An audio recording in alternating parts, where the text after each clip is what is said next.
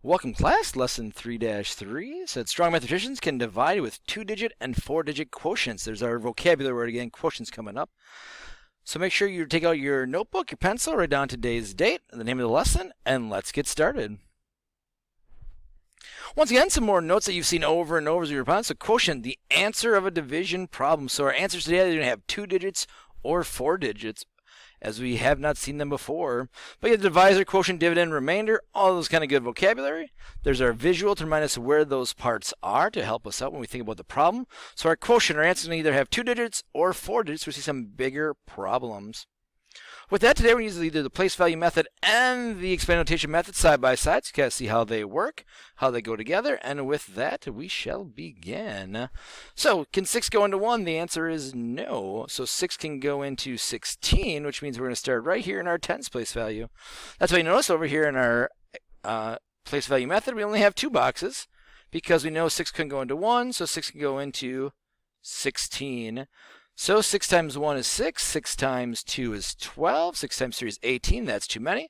So it's going to be 20. It's going to be 20 over here. So 6 times 20 is 120, and it's 120. So notice we're really doing the same things in both problems, just a difference of how we feel more comfortable writing out the information.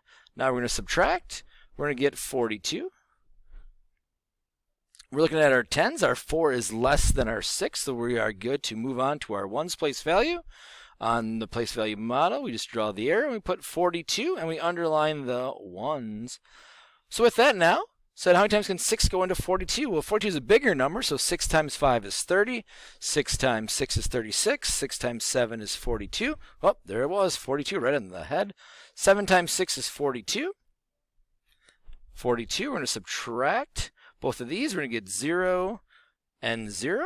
So for answers written in this method or this method, we need to make sure we write the answer as 27. So you can pause the video right now, write these 2 examples side by side so you can see how they both kind of work together in tandem and figure out which method right now of these 2 work best for you. So now that was a 2-digit quotient. Now we're going to come up with a 4-digit quotient. So notice that's why we have 4 boxes in my place value method. And my expanded notation method, I'm going to say I'm going to probably need some room if we're going to go to 4 digits. So we're going to go pretty big right now. So 7 can go into 3. How many times can 3 go into 7? Well, 7 times 1 is 3. 7 times 2 is 6. Sorry, that's not right. 3 times 1 is 3, 3 times 2 is 6, 3 times 3 is 9. That's too many, so I'm going to go with 2. And since we're in the thousands, it'll be 1,000, 2,000. 3 times 2,000 is 6,000. And when we subtract, we get 2, 2, 7, 1. Our 1 in our 1,000 is less than our 3, so we can move on to the next box. So move this number right here, and I'm going to underline my 100, which is the 7 and the 7. So how many times can 3 go into 17? Well, if I always start with 5, because 17 seems like in the middle, 3 times 5 is 15. That's pretty close. 3 times 6 is 18. That's too many. So in my hundreds place value, I'm going to put a 5 there. So 5 here, and I have to add my 0 so I'm in the hundreds place value. I'm going to multiply. 3 times 5 is 15, but I'm in the hundreds, so it'll be 1,500. 1,500, and I'm going to subtract, and I'm going to get 222. I check my hundreds place value. My 2 is less than the 3, so I can move on to my tens place value. So I'm going to shoot it over here, 222, and underline my 2. So I turn my hundreds into tens. Now I got 22 tens. Sometimes can 3 go into 22? Well, 3 times 5 is 15. 3 times 6 is 18. 3 times 21 is, or 3 times 7 is 21. That seems very close. So I'm going to put a 70 here and a 70 there. 3 times 70 is 21, but we're in the 10, so it's 210. 210, and when I subtract those, I'm left with, I'm in the tens place value. Make sure I write that down, yeah. The 12, I'm left with 110. I'm left with 110. We know 1's less than 3, so I can move on to my ones column. And the 12, and I'm focusing on the 12 now. Okay, I have to go back and forth. There we go. How many times can 3 go into 12? Well, 3 times 5 is 15, so it's going to be less than 5. 3 times 4 is 12. Excellent. So put a 4 here and a 4 there. 3 times is 12. We're going to subtract and get a 0. We're going to times it by 3 times 4 is 12 and get a 0. So now we take all this information. We got to consolidate our numbers, whether it's the expanded notation or the place value method. And we're going to get the answer of, I'm going to write it nice and blue right here, 2,574. So you can pause your video, hopefully able to get some of the back and forth of the expanded notation method. Those are pretty large numbers to help you with your problems. So box 2, either method can work. One part of the city football stadium has 5,688 seats. The seats are arranged in 9 sections. Each section has the same number of seats. How many seats are in each section? All right, so one part of the city football stadium has 5,688 seats. I'm picturing all these seats.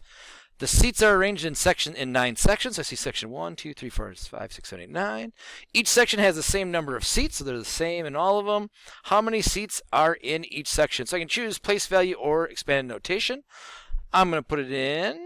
Let's go with, what am I feeling right now? I'm going to go with place value. Why? Because it's easier for me to write this on the board without running out of room. So 9, 5, oh, nope, that's not going to go there. It's going to have to go inside my number. So I've got 5, 6, 8, 8. So can 9 go into 5? Nope, can go into 6. I'm going to have 1, 2, 3 boxes. So 1, 2, 3 boxes. 9 can go into 56. Let's see, 9 times 5 is 45. 9 times 6 is 54. That's pretty close. So I'm going to go with 600 here. So that would be 5,400. I'm going to subtract 288. My 2 is less than my 9, so I can move to my tens place value. So it's 288. I'm going to underline my tens, so I have 28 tens. 9 can go, so I have a 0 in my ones right here. I'm looking at the tens place value. So 9 can go into 28. Let's see, 2 is 18. 9 times 3 is 27. That's pretty close. 9 times 3 is 27, so 9 times 30 would be 270. I'm subtracting, get 18. Look at my tens. I have a 1. 1 is less than 9. I can move on to the ones place value. So I take my 110, turn it into ones. I get 18 ones. 9 can go into 18. 9 times 2 is 18. So 18 minus 18 is 0. So I'm going to add up these numbers. I would have 632. Now it's a word problem. So how many seats are in each section?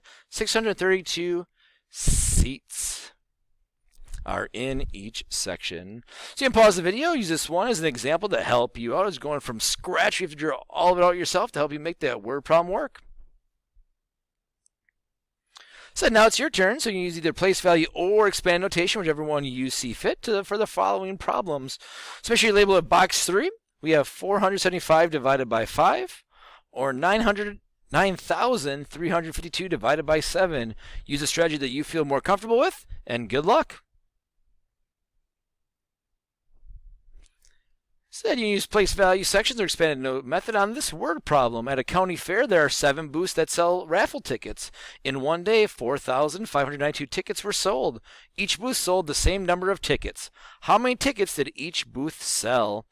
So you can pause the video, read the problem again, and work it out using the method that you feel most confident about. Good luck. As always, if you have any questions, comments, or concerns, feel free to write those down or share those out. Also, if you have any strategies that you use, make sure you include those as well to help other people who may be struggling. Thanks for another great lesson.